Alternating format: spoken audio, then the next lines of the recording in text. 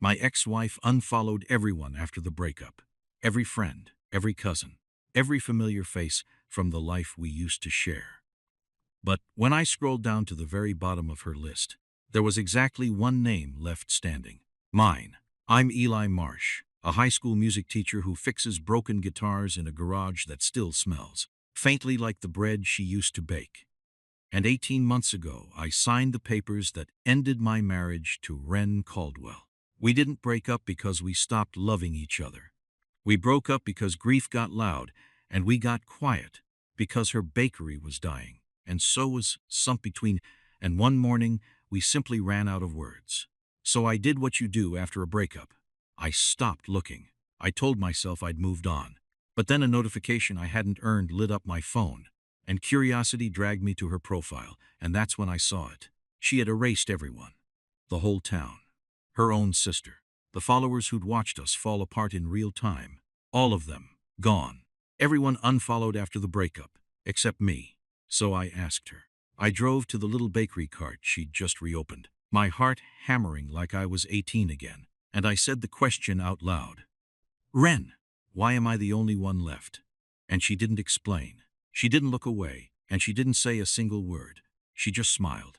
It was a Tuesday morning, and the light over Hartwell, Ohio, was the kind of pale gold you only get in early October, when the air still smells like cut grass, but your breath starts showing up in front of your face. I remember that detail because I almost didn't leave the house that day. My coffee was too hot. My second period class had a sub covering for me, and my phone was sitting face down on the kitchen counter like it didn't matter. It mattered. It started with a buzz. One small, ordinary buzz, the kind your brain learns to ignore after 18 months of nothing important coming through. I almost didn't pick it up, but something, call it a habit, call it a ghost, made my hand move before my mind caught up.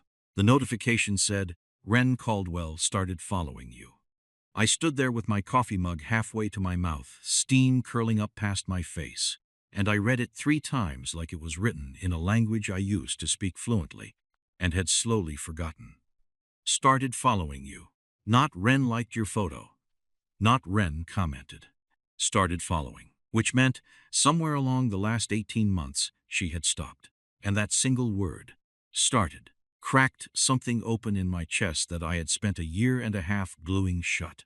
I set the mug down so hard that coffee splashed over the rim and burned the back of my hand, and I didn't even flinch. I just stood there in my kitchen, in the house we used to share, staring at her name on my screen, like it was a message from someone who was supposed to be gone.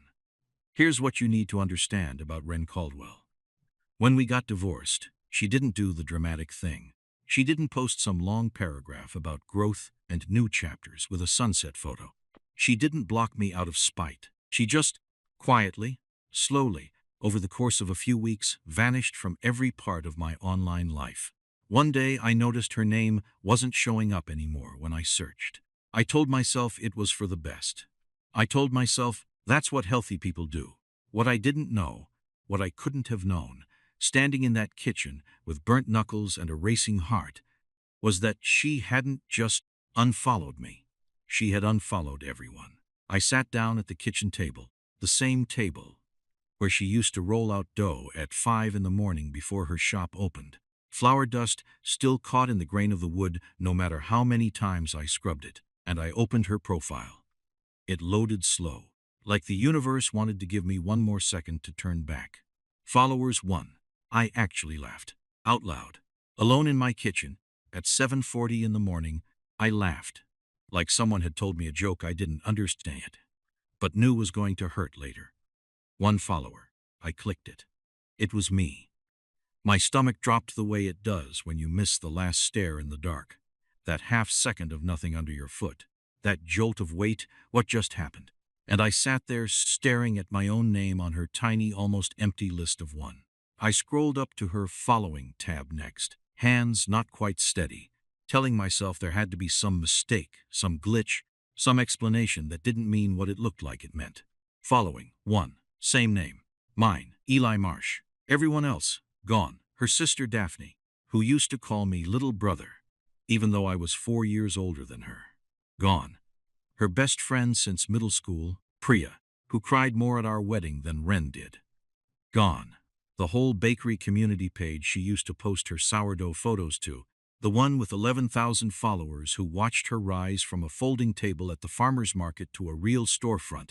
Gone. Her mom. Gone. Even the high school we both went to, the one she used to tag in nostalgic throwback posts every September. Gone. 18 months of unfollowing, slow and quiet and deliberate, until there was nothing left, except me. I don't know how long I sat there. Long enough for the coffee to go cold. Long enough for the burn on my hand to stop stinging and start itching instead. Long enough for the morning light to shift from pale gold to something brighter. Something that made the dust on the windowsill glitter like tiny stars, caught in a web I couldn't see. And the whole time, one question kept circling my mind like a moth around a porch light, bumping into the glass over and over, never quite landing. Why me? We weren't enemies. I want to be clear about that, because a lot of divorces end in screaming matches and slammed doors and lawyers who send nastier emails than the people who hired them. Ours wasn't like that. Ours was quieter, sadder, maybe, in a way that's harder to explain. We didn't fall out of love. We fell into silence. And silence, if you let it sit long enough, starts to look a lot like an ending, even when it isn't one. 3 years ago, Ren was pregnant. We didn't tell many people, just her sister, my mom, a couple of close friends. Because we wanted to keep it ours for a little while longer, just the two of us, before the whole world got to have an opinion about it. I remember the night we found out. She came out of the bathroom holding the little plastic stick like it was made of glass, and she didn't say anything.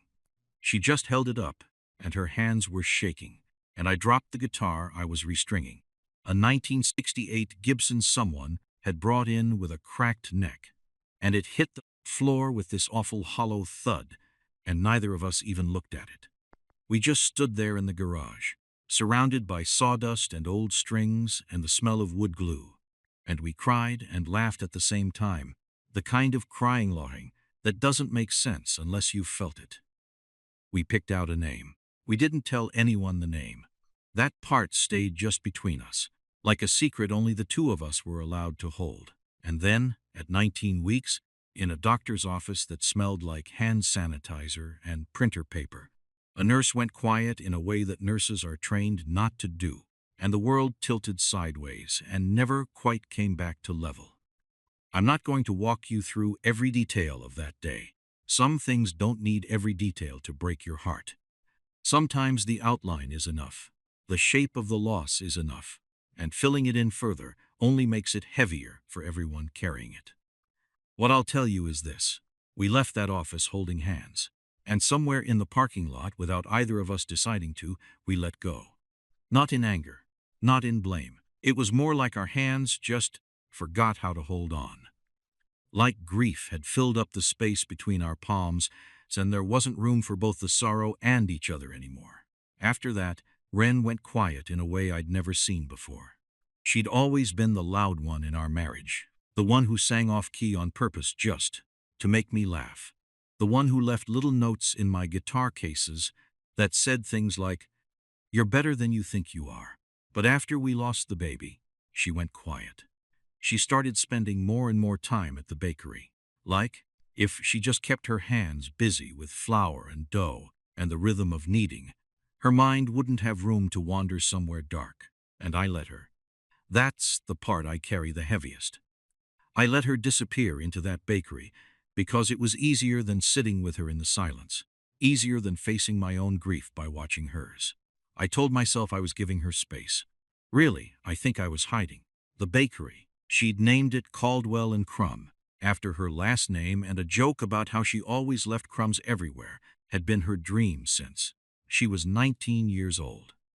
She used to say that bread was the most honest food in the world, because you couldn't rush it.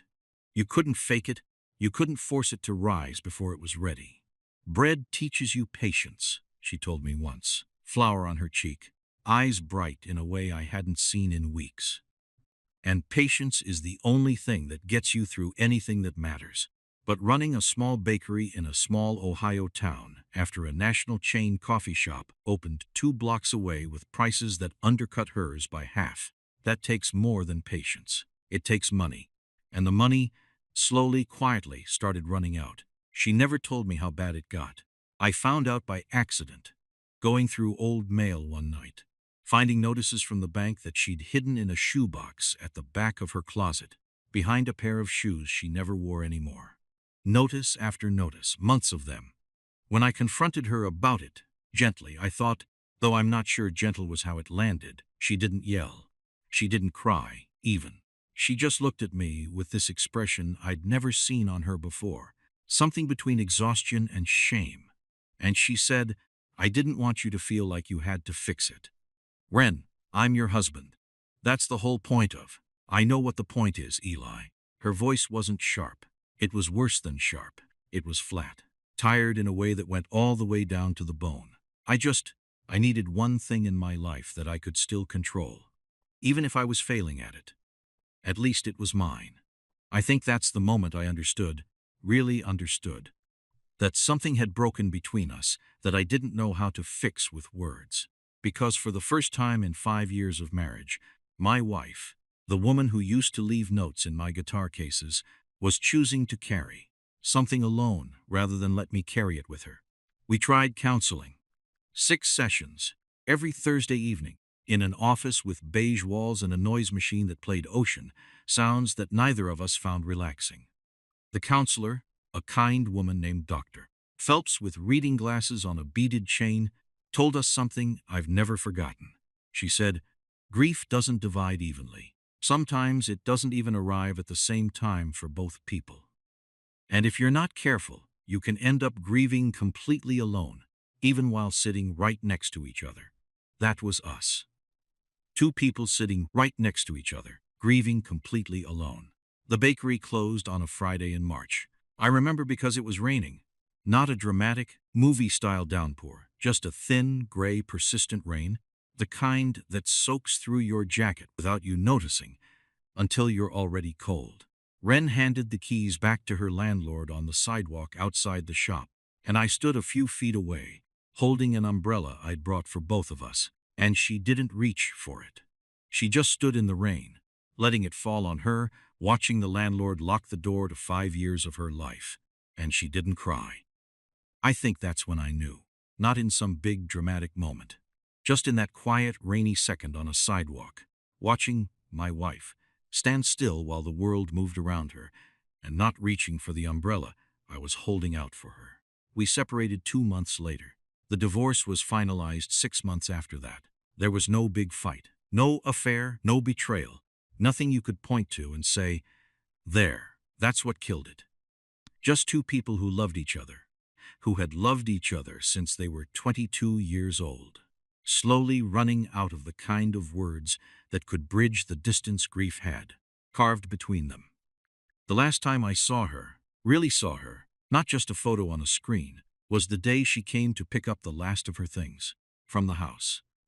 She took the bakery cart, the small wooden one with the hand-painted sign that said Caldwell and Crumb in gold letters she'd painted, herself with a tiny brush, late one night, 3 years ago. Both of us laughing because the paint kept dripping and she kept saying, "It adds character every time it's smudged." She stood in the doorway of the garage, my garage, the one that still smelled like her sourdough starter even after she was gone, because some smells just live in wood forever. And she looked at me for a long moment. "Take care of yourself, Eli," she said. That was it. 4 words. Not "I love you," not "I'm sorry," not "maybe someday." Just "take care of yourself." And then she was gone. For 18 months, that was the last sentence she'd ever said to me. Until that Tuesday morning, with cold coffee and a burned hand, staring at a notification that didn't make any sense. I want to tell you, I sat there calmly and thought it through, weighed my options like a reasonable adult. I didn't. I grabbed my truck keys off the hook by the door. The same hook where her keys used to hang, the empty space still slightly darker than the wall around it, a little outline of where something used to be. And I was in the truck before I even decided to be. Hartwell isn't a big town. Maybe 4,000 people, one main street, a hardware store that's been there longer than anyone can remember, a diner that still uses a chalkboard for the daily specials. If you grew up here, like I did, like Ren did, you know that nothing stays a secret for long, and nothing stays the same for long either, except the things that matter most, somehow, which always seem to find a way to stick around in the corners of the town, waiting. I drove down Main Street, with my hands tight on the wheel, my mind running through 100 different versions of what I was about to say, and not one of them sounded right. Hey, weird question, but why'd you unfollow everyone except me? Too casual. I saw your profile, and I need to know what's going on. Too intense. Ren, what does this mean? Too honest, maybe. Too much like admitting that some part of me had never stopped checking. And then I turned the corner onto Lincoln Street, and I saw it. A small wooden cart, painted white with gold trim, parked on the corner where the old hardware store used to have an empty lot. A hand-lettered chalkboard sign leaning against its wheel, and on the side of the cart, in gold paint that I would recognize anywhere because I'd watched her paint it with a tiny brush on a night 3 years ago, Caldwell and Crumb. She'd reopened it. Not the storefront, just a small cart, the kind you see at farmers markets, the kind she'd started with before any of this. Before the storefront, before the bank notices in the shoebox, before any of it. Like she'd gone all the way back to the beginning. And there she was. Ren Caldwell, standing behind the cart in a flour-dusted apron, her dark hair pulled back the way it always was when she worked, a few loose strands catching the morning light. She was laughing at something. I couldn't hear what. There was an older man at the cart, maybe a regular, gesturing at something on the chalkboard menu. And the sound of her laugh carried across the street and hit me like a physical thing, like a hand pressed flat against my chest. I hadn't heard that laugh in 18 months. I didn't realize how much I'd missed the actual sound of it. Not a memory of it, not an imagined version, but the real thing, carrying on the cold October air, until it was right there in front of me, and I had to grip the steering wheel to keep my hands from shaking. I parked across the street. I sat in the truck for what felt like 10 minutes, but was probably closer to 2, watching her hand the man a small paper bag, watching her wave as he walked away, watching her turn back to the cart and wipe her hands on her apron and glance, just for a second, toward the sky, like she was checking the weather, or maybe just breathing. And then I got out of the truck. The bell on the cart jingled as I crossed the street. Not an actual bell, just the sound of the little wind chime she'd hung from the cart's awning. The same one from the old shop, the one shaped like a tiny loaf of bread that someone had given her as a joke gift and that she'd loved anyway. She heard the chime and looked up, expecting another customer, her face already arranging itself into that warm, practiced smile she gave everyone who walked up to the cart. And then she saw it was me. The smile didn't disappear. That's the part that surprised me. I'd expected shock, maybe, or awkwardness, or that careful, polite distance that exes are supposed to have. The kind where you say, "Oh, hi," like you're surprised to see someone you used to share a bed with for 5 years. Instead, the smile just changed, softened, like it had been waiting for me specifically. And now that I was here, it could finally settle into the shape it was always meant to be. "Ellie," she said, and my name in her voice sounded like something I'd forgotten I knew the taste of. For a second, neither of us said anything. The wind chimes swayed gently above us, that small, soft sound filling the space where words should have been. I could smell the bread, cinnamon, and something else, something warm and familiar, and underneath it, faintly, the smell of her, the same soap she'd always used, lavender and something earthy, a smell that used to live on our pillows and our towels and every sweater she ever wore. "You're back," I said, brilliant. After 18 months and a sleepless drive across town fueled by a single notification, that's what came out of my mouth. "You're back." "I'm back," she said simply, and there was something in the way she said it. Not just about the bakery, not just about the cart, something underneath it. I looked at the cart, at the chalkboard, at the small hand-painted sign, and then I looked at her, and I just asked it. There was no good way to lead into it, no graceful path. So I just said it. Ren, I saw your profile this morning. My voice came out rougher than I meant it to. You unfollowed everyone. Your sister, Priya, everyone. Except I stopped. She was watching me, and her expression hadn't changed. But something in her eyes had, a kind of stillness, like a held breath. Except me, I finished. Why? Why am I the only one left? The wind picked up slightly, scattering a few fallen leaves across the sidewalk between us, and somewhere down the street a car door slammed, and a dog barked twice and went quiet. Ordinary sounds, the town just going on, the way it always does, oblivious to the fact that right here, on this corner, something was about to shift. Ren looked at me for a long moment. Long enough that I started to wonder if she'd heard me at all. Long enough that I almost asked again. And then, slowly, she smiled. Not the polite smile from before. Not the customer service smile. This was something else. Something that reached all the way up into her eyes. Something that looked almost like relief. Like she'd been waiting 18 months for someone to finally ask her the right question. And now that it had been asked, she didn't quite know how to answer it out loud yet. She didn't explain. She didn't look away.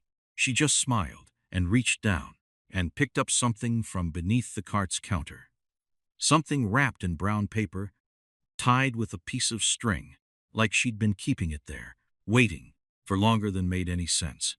And she held it out to me with both hands. Some questions, she said softly. You don't answer with words, Eli. And she pressed the small wrapped bundle into my hands, her fingers brushing mine for the first time in 18 months, and the warmth of it, actual warmth, like it had just come out of an oven, spread up through my palms and into my chest, and I stood there on that sidewalk, holding something I didn't understand yet, staring at the woman I used to call my wife, with absolutely no idea that the answer to my question was about to change everything I thought I knew about the last 18 months of my life.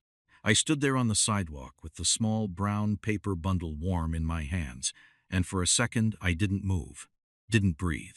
The string tying it shut was the same kind of butcher's twine Ren always used at the old shop, red and white, twisted thin, and just the sight of it sent a wave of memory through me, so strong I had to blink hard to stay standing. Open it, she said quietly. Not a command, almost a dare, almost a confession dressed up as an instruction. My fingers fumbled with the twine. My hands were shaking. Not from the cold, though there was plenty of that, but from something deeper, something that had been sitting frozen in my chest for 18 months and was suddenly, without warning, starting to thaw. The paper fell open. Inside was a small loaf of bread, round, dark gold on top, with 3 slashes cut across the crust in a pattern I knew before my brain even caught up to why I knew it. 3 slashes, not random.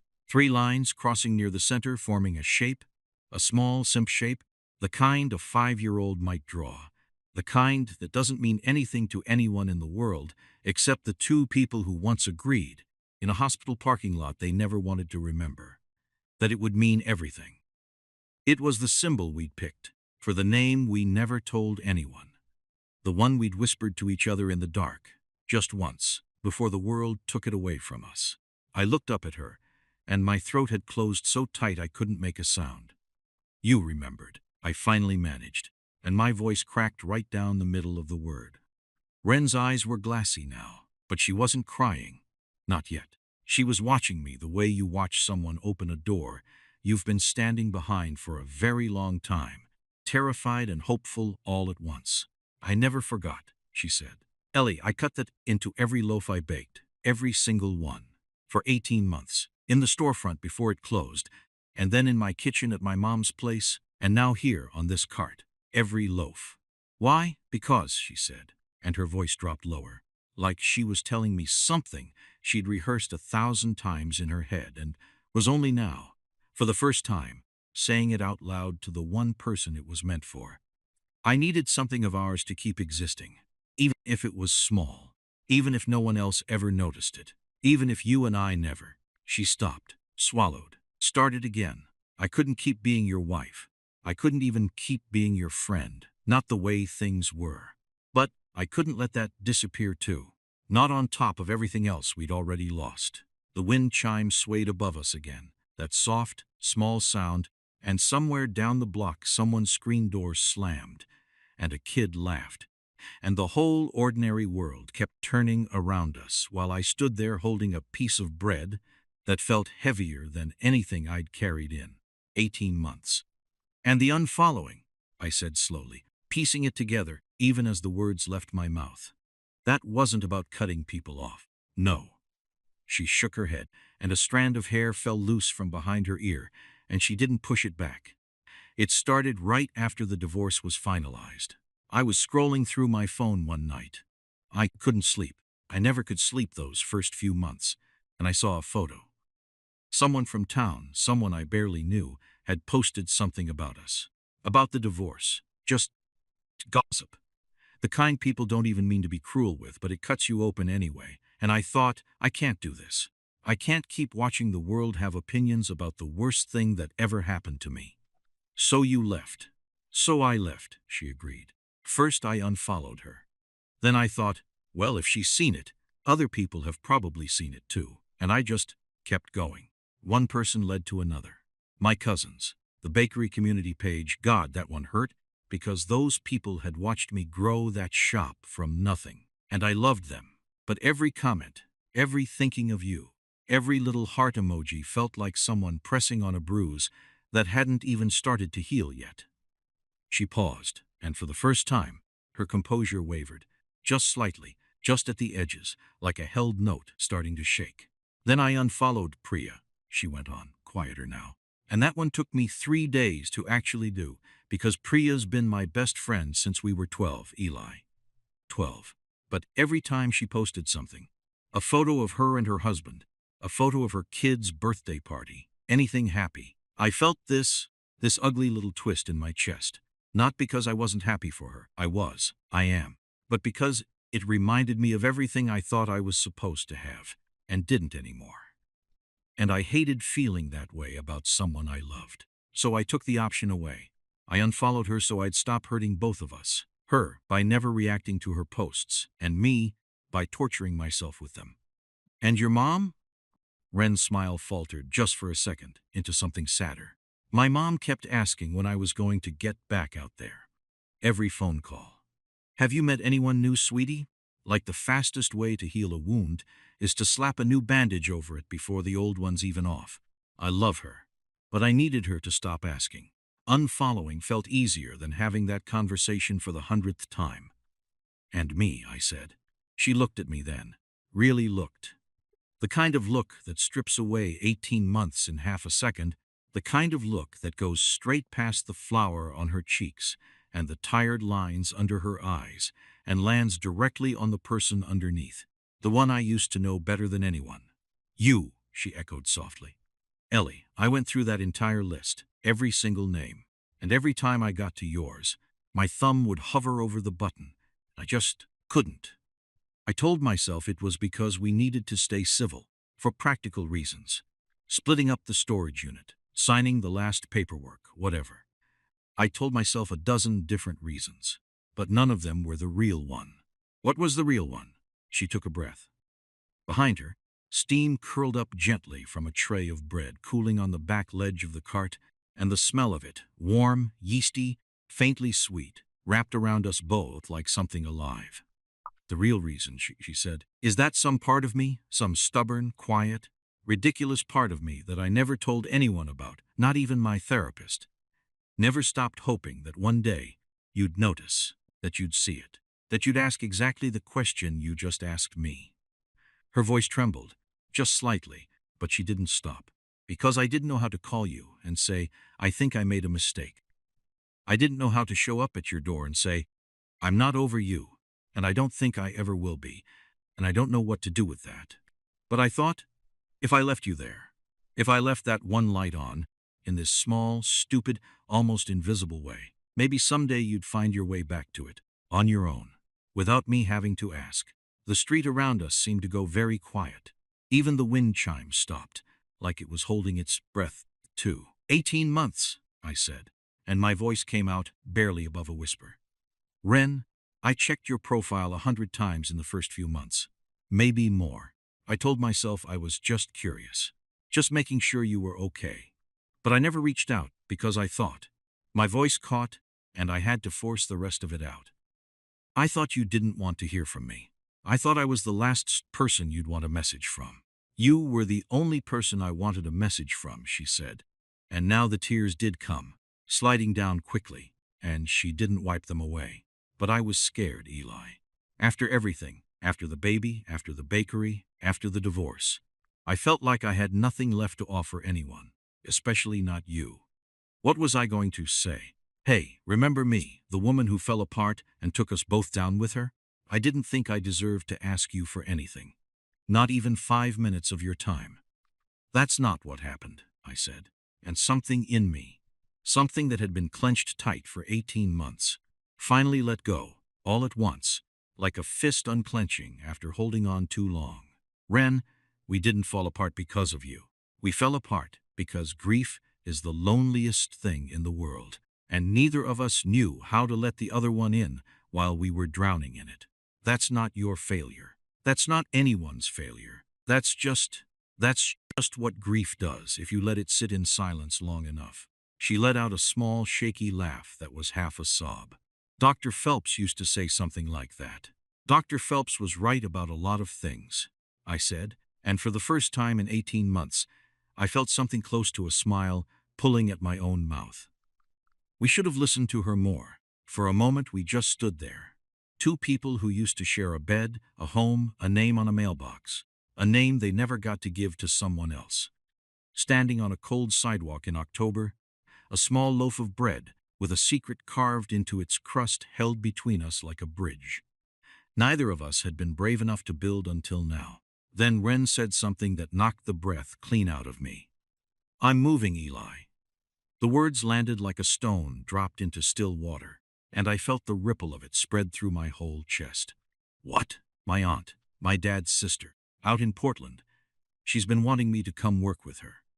She runs a small bakery out there, a real one with a storefront and everything, and she's getting older, and she needs help, and she offered me a partnership, a real one, equity, the whole thing.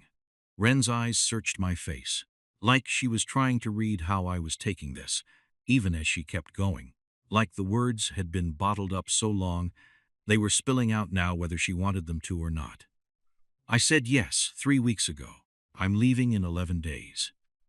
11 days. I felt the ground tilt under me, the way it had in that doctor's office 3 years ago, the way it had on that rainy sidewalk outside the old bakery. 11 days. 11 days, and the only person who had ever kept a light on for me. The only person who had carved our unspoken grief into bread for 18 months, quietly, secretly, hoping I'd notice, was going to be 3,000 miles away. This cart, I said slowly, looking at it now with new eyes. The chalkboard sign, the careful gold lettering, the wind chime shaped like a tiny loaf of bread. This isn't you starting over here. This is. This is me saying goodbye, Ren said softly, and her voice broke completely now. No holding it back anymore. I opened the cart 3 days ago. I told myself it was for the town. One last chance to bake for the people who supported me before I left for good. But really, she looked down at the loaf in my hands, at the small symbol cut into its crust, and when she looked back up at me, her eyes were full of something that looked like grief and hope tangled together, so tightly you couldn't tell where one ended and the other began. Really, I think some part of me was hoping you'd come. Before I left, I wanted to see you one more time. I wanted to give you that loaf, even if you never understood why. I needed you to have it, even if nothing else ever came of it. The wind picked up again, colder now, and somewhere down the street a church bell began to ring out the hour. 8 slow, deep tones, rolling across the rooftops of Hartwell, the same bell that had rung the morning of our wedding, 5 years and a lifetime ago. I looked down at the loaf of bread in my hands, at the 3 small slashes cut into its crust, carrying a name only 2 people in the world had ever spoken aloud. And I looked up at Ren, at the woman standing 11 days away from, disappearing across the country. The woman who had spent 18 months quietly keeping one single light burning in the dark, just in case I ever found my way back to it. And I realized, with a clarity that hit me harder than anything had hit me in years, that I was standing at the edge of something. A door, maybe the last door. And in 11 days, it was going to close. Not because either of us wanted it to, but because neither of us had said the thing that needed to be said. Not yet, not in 18 months, not even now. "Ren," I said, and my voice came out steadier than I expected, steadier than I felt. "Don't get on that plane." Her breath caught. "Ellie, I'm not finished," I said, and I took a step closer, close enough now that I could see every detail of her face. The small flower smudged near her jaw, the tired lines around her eyes that hadn't been there 5 years ago, the way her lower lip trembled even as she tried to hold it still. "I'm not asking you to stay because I want to fix something broken. I'm asking because I think we never actually got the chance to find out what we'd be on the other side of all that grief. We went straight from drowning to divorced. We never got to come up for air together. Not once. And you think 11 days is enough time to find that out?" Her voice was barely a whisper. "No," I said honestly. "I don't think 11 days is enough time for anything that matters.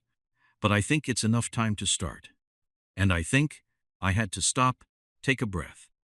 Because what I was about to say was the truest thing I'd said out loud in 18 months, maybe longer. "I think if you get on that plane without us at least trying, some part of both of us is going to spend the rest of our lives wondering. And I don't want to wonder anymore, Ren. I've been wondering for 18 months. I'm tired of wondering." The church bell finished its 8th and final note, and the sound rolled away down Main Street and faded into the cold morning air. And for a long moment, Ren didn't say anything at all. She just looked at me, really looked, the way she had 18 months ago in the doorway of our garage. Except this time, there was something different in her eyes, something that hadn't been there that day. Something that looked unmistakably like hope refusing to stay buried any longer. 11 days, she repeated softly, like she was testing the weight of the number, turning it over in her hands the way you'd turn over a coin to see what was stamped on the other side. 11 days, I agreed. And then, for the first time in 18 months, Ren Caldwell reached out, not for the bread, not for the cart, not for anything except me, and her hand found mine, fingers lacing through fingers the way they used to, like no time had passed at all. Like the 18 months had just been a long-held breath, finally letting go. "Then I guess," she said, her voice thick but steady, a small, trembling smile breaking across her face like sunrise, "we'd better not waste a single one of them."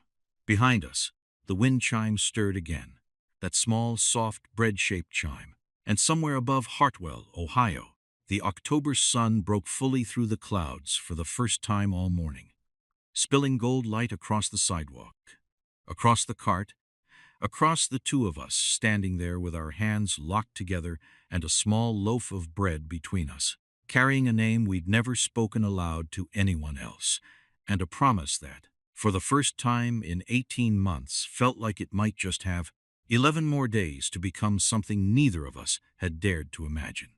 But 11 days is not very long, and not everyone in Hartwell was going to make this easy. Not Ren's mother, who had spent 18 months hoping her daughter would move on, and not the new life waiting in Portland, packed into boxes, already loaded onto a moving truck, scheduled to leave in less than 2 weeks. The hardest part of their story wasn't behind them. It was just beginning. The next 11 days didn't feel like 11 days. They felt like 11 years compressed into 11 sunrises, each one arriving faster than the last, each one carrying a little more weight than the one before. We started slow. That first afternoon after the cart closed, I helped Ren load the folding tables into the back of her car, and we didn't talk about anything big. We talked about small things. The new flour mill she'd found that ground a softer wheat, the way the cart's old wheel kept squeaking no matter how much oil she put on it, the fact that the diner on Main Street had finally changed its chalkboard special after 11 straight years of meatloaf on Thursdays. Small things, but small things, when you say them to the right person, can feel like the biggest things in the world. That night, I went home to the house we used to share. The house I'd never left, because leaving it had felt like erasing the last proof that any of it had been real. And I sat at the kitchen table with the loaf of bread between us, untouched, and I cried. Not the kind of crying that hurts. The kind that empties you out and leaves room for something new to settle in. The second day, Wren came by the house. She hadn't been inside in 18 months. She stood in the doorway for a long moment. The same doorway where she'd once said, "Take care of yourself," and walked away. And I watched her eyes move slowly around the living room. The couch we picked out together at a thrift store in Columbus. The bookshelf I'd built from reclaimed barnwood. The small framed photo on the mantel that I'd never been able to take down. The one from our wedding day. Her laughing so hard. Her eyes were closed. Me, looking at her like she was the only thing in the frame. "You kept it," she said quietly, looking at the photo. "I couldn't put it away," I admitted. Every time I tried, it felt like I was putting us away. Like admitting it was really over. She walked over and picked it up, running her thumb gently across the glass. And for a moment I thought she might cry again. Instead she smiled, small, soft, real. "I have the same one," she said, "in a box. I never unpacked it either." That was the third day, when we sat on the living room floor with that box between us. A cardboard box she'd kept, sealed for 18 months, full of photographs and ticket stubs and a pressed flower from our honeymoon and a hospital bracelet. Tiny, the kind they put on newborns, except this one had never been worn. We went through it together, slowly, carefully, like archaeologists uncovering something precious and fragile, brushing dust off pieces of a life we'd both buried but never actually let go of.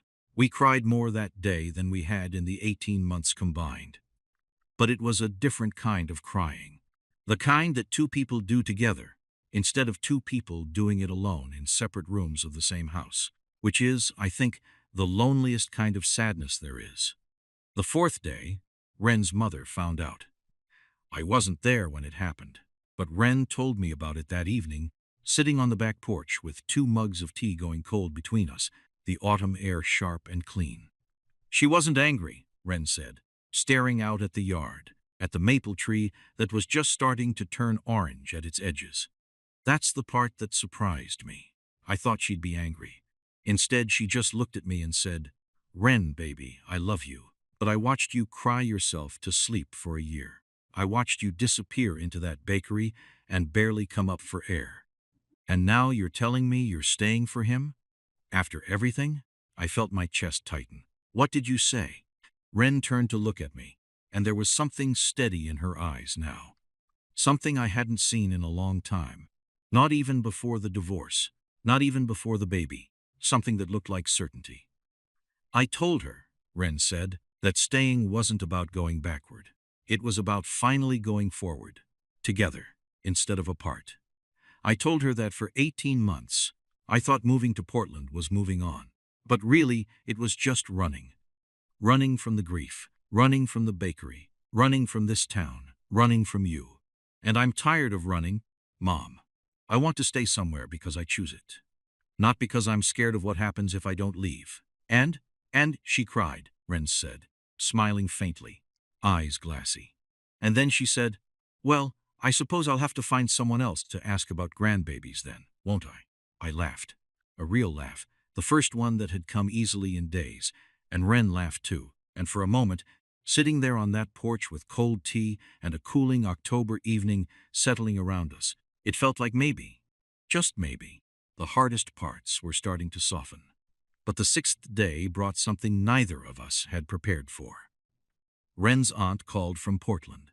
The partnership, the bakery, the equity, the whole new life that had been packed into boxes and loaded onto a truck, wasn't something you could just walk away from with a phone call and an apology. There were contracts. There was a deposit Wren's aunt had already put down on a small apartment for her, money she couldn't easily get back. There was a business license already filed with Wren's name on it as co-owner. "She's not being cruel," Wren told me that night, sitting at the kitchen table, her voice tight with stress. She's 71 years old, Eli. She built that bakery from nothing, just like I did, and she was counting on me. If I back out now, she has to start the search all over again, and at her age, that's not just inconvenient. It might be the end of the bakery altogether. I sat across from her, and I felt the weight of it settle over both of us. The kind of weight that doesn't have an easy answer, the kind where doing the right thing for one person means letting down another. What if, I said slowly, an idea forming even as I spoke it, half formed, half terrified. What if it's not either or? Ren looked up. What do you mean? What if I go with you? The words hung in the air between us, bigger than I'd expected them to feel once they were actually out of my mouth. Ellie, you have a job. A house. Your whole life is here. My job is teaching music to teenagers who'd rather be on their phones, I said. And I meant it as a joke, but it came out more honest than I intended. And as for the house, I looked around the kitchen, at the table still dusted faintly with flour from a life that used to live here, at the empty hook by the door, at all of it. Ren, this house has felt like a museum for 18 months. A museum for something that ended. I don't want to live in a museum anymore. I want to live in something that's still happening. You'd really leave Hartwell? Your whole life? I think, I said carefully, that my whole life has been one phone call away from showing up at a bakery cart for 18 months, and I just didn't know it yet. Ren, Portland has schools. Portland has kids who need music teachers just as much as Hartwell does. And Portland has a bakery that needs someone who knows how to bake bread with 3 little slashes cut into the crust, carrying a name that means everything to both of us. Ren stared at me for a long moment, and then she put her face in her hands, and her shoulders started shaking, and for one terrible second, I thought I'd said the wrong thing entirely. But when she looked up, she was laughing and crying at the same time, the way we had in that garage 3 years ago, holding a plastic stick that changed everything. You'd really do that, she whispered. For me. Not just for you, I said, reaching across the table and taking her hand, the same way she'd taken mine outside the cart 11 days, now 7 days, earlier for us, for whatever this is, that we never finished finding out. I don't want to wonder anymore, Ren. I told you that already, I meant it. The 7th, 8th, and 9th days were a blur of phone calls and paperwork, and a conversation with the Hartwell School District that ended far more gracefully than I expected. It turned out my department head had been hoping to retire for 2 years and had quietly been training a replacement, just waiting for the right moment. On the 9th day, Ren called her aunt in Portland and told her everything. The divorce, the loaf of bread, the 11 days, all of it. There was a long pause on the line, long enough that Ren thought the call had dropped. And then her aunt, a woman Ren described as tougher than a sourdough starter that survived 3 moves and 2 divorces of her own, said, simply, "Honey, I didn't offer you a partnership because I needed an employee. I offered it because I love you, and because I know what it looks like when someone's been carrying grief alone for too long. If you're telling me you found someone to carry it with you instead, bring him. The bakery's got 2 ovens. We'll figure out the rest." On the 10th day, we stood in the empty storefront where Caldwell and Crumb used to be, the real shop, the one with the gold-lettered window, now stripped bare, waiting for its next tenant. And Ren cut one last loaf of bread on the old counter, the same counter where she'd kneaded dough at 5 in the morning for 5 years. She carved the same 3 slashes into the crust, slow and careful, and this time she let me watch her do it. "For the next chapter," she said softly, placing the loaf into the oven one final time, in the shop that had given her so much and taken so much instead of for the one we lost. And on the 11th day, the day the moving truck was originally scheduled to leave for Portland, except now it was leaving with 2 names on the lease instead of 1, 2 sets of boxes instead of 1, and a small wooden cart with hand-painted gold letters, strapped carefully in the back, because Ren refused to leave it behind. We stood together on the porch of the house in Hartwell one last time.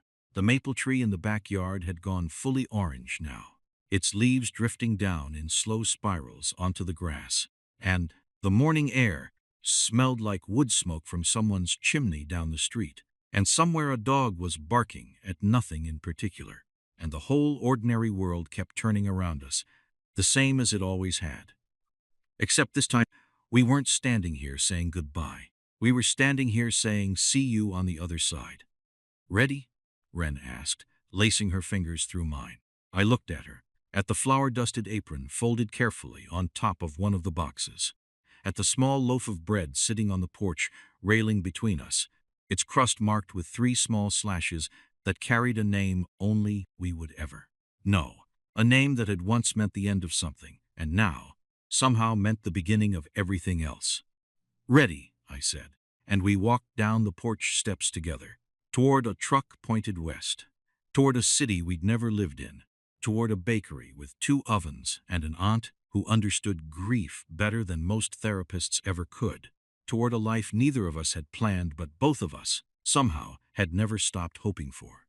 Behind us, the wind chime, the small one, shaped like a loaf of bread, the one Wren had taken down from the cart and hung, just that morning, from a hook on the porch of the house we were leaving behind, stirred gently in the breeze. A small sound, almost nothing, but enough, if you're listening for it, to remind you that some things you think you've lost forever are really just waiting, quietly, patiently, for 18 months or 18 years, if that's what it takes, for you to finally turn around and notice they never actually left. So here's what I want to leave you with. Somewhere in your life, maybe right now, maybe in a memory you haven't looked at in a long time, there might be someone who never actually unfollowed you. Not really. Someone who's still quietly leaving a light on, in some small, easy-to-miss way, hoping that one day you'll notice it and ask the question that changes everything. So I'll ask you the same thing I had to ask myself that morning in my kitchen, with cold coffee and a burned hand and a notification that didn't make sense. If someone in your life left one light on for you after everything fell apart, would you have the courage to notice it? And if you did, would you be brave enough to walk toward it, even after all this time?